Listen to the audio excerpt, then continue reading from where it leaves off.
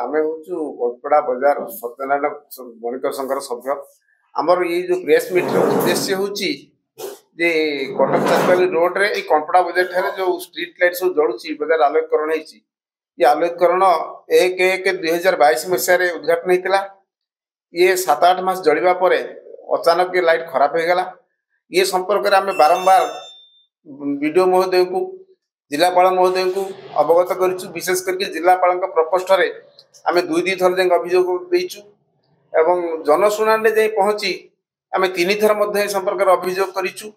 जे किपरि भाव ये अचल स्ट्रीट लाइट को सचल करा जहाँफल कि ये बजार में 500 रु ऊर्ध्व व्यवसायी एवं बजार को राति पाहिले आसुथिबा 50,000 रु लक्ष लोक से सब हैरान हरकत होती तेणु समस्त को आम किपरि ये हैरान हरकत रु समस्त को आम उद्धार करवा समस्त भल यातायात करेंगे विशेष करके दुर्घटना न हो एवं चोरी डकैती बढ़ी चलती न हो तेना आलोककरण आम हूँ मुख्य दाबी ये आलोककरण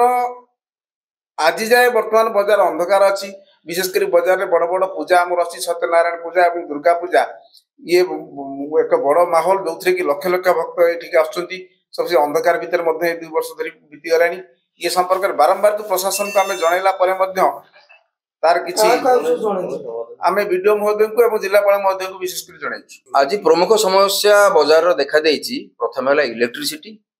2 रे पानी समस्या इलेक्ट्रिक समस्या तो दीर्घ दिन लगी रही प्राय 22 मसीह 57टा खुंटे इलेक्ट्रिक स्ट्रीट लाइट जलूला जोटा कि चांदवाली कटक रास्ता यहाँ आम बजार रे लाइट 7-8 मास जलला कौन प्रोब्लेम है कहीपर लाइट आ जलला ना ये दिगरे आम बजार जो माने प्रमुख मेंबर फेम्बर जो मैंने अच्छा से कलेक्टर को भेटी विडीओ को भेटी से प्रतिश्रुति देती किंतु एपर्यंत फल शून आज आम एतिक जो मेंबर ये बसीचु कि हाँ आज आम जो सांबादिक सम्मेलन डकाई कि बजार मेंबर समस्या बड़ समस्या होची इलेक्ट्रिसिटी समस्या हाँ एथिरे बजार रे जेहेतु लाइट जलू नहीं अंधार होची राति रे एठी राहजानी अलगा डकैत हेबार संभावना अच्छी कि होची मध्य मझिरे मझिरे तेणु आमर मुख्य समस्या होची अचल लाइट की सचल करिक जलैबा एटा होची मुख्य समस्या आमर अभियोग एटा आगामी दिन जदि सरकार आमर ए अभियोग न शुणती तार आम परवर्ती पदक्षेप आंदोलन को ओल्लैबु कौन कर कारण होची आम बजार रे प्राय 3 वर्ष हेबा लाइट नाही स्ट्रीट लाइट सब कटि जाइछि जहाँफल बारंबार आम प्रशासन को जनईचु एवं जिलापाल को जनईचु विडो को जनईचु आमको प्रतिश्रुति देते किंतु प्रतिश्रुति फलफल समस्या हूँ प्राय राति पाइले बजार राजकनिका बजार पनपड़ा बजार हूँ गोटे पेंठतली बजार बणिक संघर पेंठतली